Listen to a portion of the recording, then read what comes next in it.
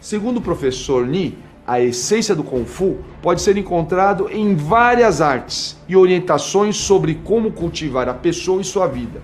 Eruditos do neoconfucionismo, que é um movimento que ocorre entre as dinastias Song e Ming, falam sobre o termo Kung Fu dentro de diferentes significados. E baseado na constatação da ampla abrangência do termo, ele elencou os seguintes empregos para esta noção. Primeiro deles, o mais óbvio, esforço despendido em algo. E depois, ele vai um pouco além. Ele fala que Kung Fu são os modos apropriados de realizar os esforços empregados com relação não só ao tempo, mas também com relação às instruções que são dadas para realizar esses mesmos esforços. Sentido no qual podemos falar de Kung Fu como uma forma de arte. Um terceiro significado, ainda mais amplo, é a incorporação das habilidades resultantes desse esforço. Então, Kung Fu não é algo intelectual, é algo que você manifesta. E, finalmente, os propósitos das habilidades alcançadas. Não basta ser hábil, você tem que saber dar um propósito inteligente à sua habilidade. Então, esse trecho, ele é muito interessante como ele evolui. Começou falando de tempo e energia, depois falou de dificuldade, da relação dificuldade e facilidade. E o professor Perini, que foi esse citado agora, coloca, né, de forma bem interessante como esse tempo e energia vai sendo expandido os diversos significados possíveis. E chega, inclusive, a um termo que a gente usa muito, que parecia longe, mas está perto, que é desenvolvimento humano. Eu acho que tem um bom caminho para a gente começar aqui agora a colocar. Exato. É interessante esse sinólogo, né, o Femini, ele tem uma série de artigos, né, livros, etc., que traduzem.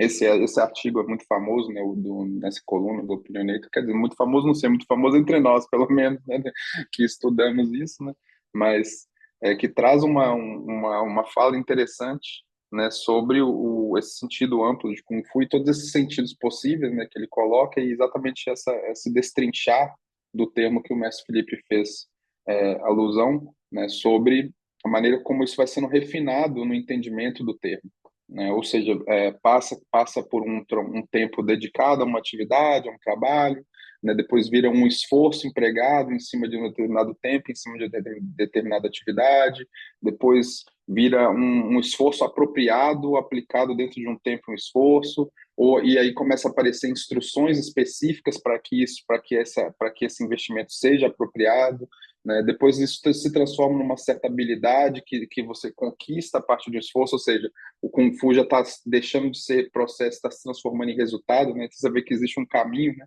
Então ele vai se transformando em resultado quando essas habilidades começam a aparecer, que já são resultados de um determinado esforço ao longo de um determinado tempo e contínuo, principalmente, e depois isso evolui para uma certa manifestação de habilidades incorporadas. Ou seja, você incorporou uma série de habilidades no seu ser, né, na sua maneira de ser, né, e isso passa a ser uma espécie de segunda natureza, que é um termo, inclusive, que o próprio Pemini utiliza.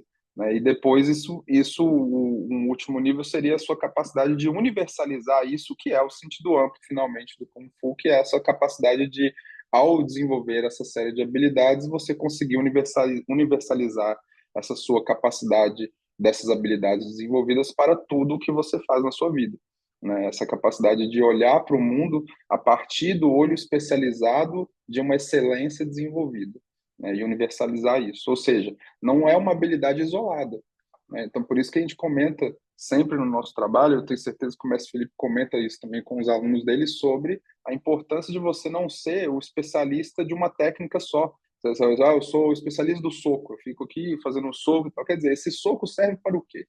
Né? Se você for só isso, né? O quanto que isso pode ser limitante se você colocar todo o seu esforço e empenho em cima de algo que você não conscientiza, não internaliza, né? Não transforma em uma habilidade incorporada e não universaliza. né? Você vai ser só uma pessoa que faz um bom soco no ar, né? Porque quer dizer, um bom soco no ar, eu nem sei para que serve, porque o soco só se torna efetivo quando ele tem um propósito, né? E é interessante, hoje mesmo eu estava conversando com um diretor de uma escola que tá interessado em conhecer o nosso trabalho e ele estava comentando que uma das coisas que ele se preocupa como diretor de escola é exatamente trazer uma ideia de propósito para os alunos. Porque hoje, com tanta informação, com chat GPT, com, né, inteligência artificial no celular, etc., é muito fácil a molecada não ter propósito. Quer dizer, ela fala, ela tem tudo à mão, ela tem qualquer informação disponível, ela pede para o robô produzir um texto ali para ela, quer dizer, e você aos poucos vai se esvaziando de propósito. Então, a própria escola, né, ao menos essas escolas que estão buscando essa excelência na educação e no preparar desses alunos para o futuro, estão preocupadas com isso. Elas estão pensando como nós vamos desenvolver propósito para os nossos alunos, porque não está mais não tá, a escola não tem mais condição de disputar como provedora de conhecimento, porque o conhecimento está disponível na internet, né? Um moleque, se ele gastar 2 horas dele estudando uma determinada matéria, se o professor não estiver preparado, ele chega na sala de aula, dá aula no lugar do professor, né? Então, o professor não é mais só aquela pessoa que leu o assunto antes, né? O professor precisa ser a pessoa que consegue trazer um determinado conhecimento e fazer com que aquilo tome sentido nas pessoas que estão ouvindo aquilo, né? Ou seja, e precisa de um propósito. E hoje eu estava conversando com esse diretor e ele deixou claro essa ideia de que as escolas modernas, né, que estão nessa ponta, estão buscando a excelência, elas estão muito preocupadas com isso, de como fazer com que as aulas que são trabalhadas dentro do ambiente escolar, né, sejam aulas que tragam propósito para os alunos e não só uma informação, porque a informação eles não conseguem disputar, o professor, um ser humano não consegue disputar com a quantidade de informação disponível no YouTube, no Google, no Wikipedia, etc. Então, o professor tem que trazer esse conhecimento de outra maneira. Ou seja, o professor tem que ter Kung Fu, né, para poder trazer esse conhecimento trabalhado e aplicar isso de maneira específica para cada aluno, né, trazer propósito naquilo que ele está comentando, né? E isso é uma coisa que o Kung Fu faz com muita propriedade. Ele é um sistema para isso, né? Um sistema de Kung Fu é para isso, para conseguir conduzir você ao longo de uma construção de uma habilidade que traga propósito para sua vocação pessoal, né? Como os neoconfucionistas vão dizer, né? A ideia de que é a arte de viver a sua vida, né? Que é o Grão-Mestre Léo que comenta muito sobre isso. Foi muito bom o exemplo que você colocou do diretor de escola, de uma pessoa, um educador, buscando esse tipo de abordagem, né? E acho interessante também a gente ver como conecta com os significados colocados ali, né? Porque você vê, começa com uma noção de você desenvolver. Primeiro, você se dispor a fazer algo, você se esforçar, que conecta com o trabalho duro que a gente falou antes, né? Depois a gente está falando de fato, ter uma excelência nisso. Depois a gente está falando de não só ser excelente nisso, mas ter um nível de proficiência em que aquilo é reconhecido como arte. Então aquilo é único seu, não é simplesmente fazer como o outro faz, é fazer de um jeito que ninguém faz. E aquilo ser reconhecido, inclusive. E aí, o último que a gente pode dizer, se a gente está colocando em termos de gradações, seria o nível mais alto de Kung Fu, é essa arte que é única sua, ela de fato ser, né,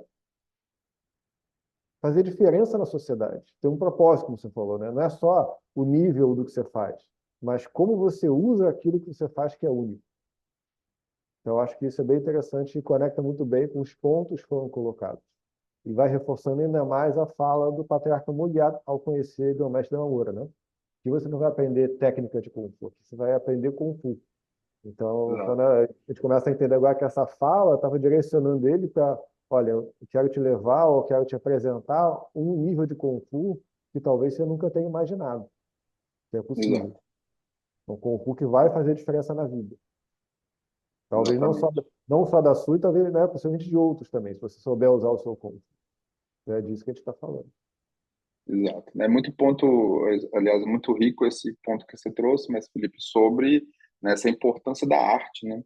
Quer dizer, a diferença entre um fazer comum e um fazer artístico, né? Você já tinha comentado isso logo de início, eu tinha anotado esse gancho para comentar em cima, e agora você trouxe de novo, eu estou aproveitando, né? Que é a diferença entre um fazer comum, né, e um fazer com arte, né? Porque esse fazer com arte é a sua particularidade, né? Não é arte no sentido que às vezes a pessoa a arte também sofre com isso, né? Que nem o Kung Fu também sofre, a gente fala Kung Fu, a pessoa imagina o Hadouken, o raio da mão, ou alguém fazendo IA, né? A gente fala arte, a pessoa imagina um pintor, um quadro, uma arte moderna, né? Um museu, a pessoa imagina essas coisas.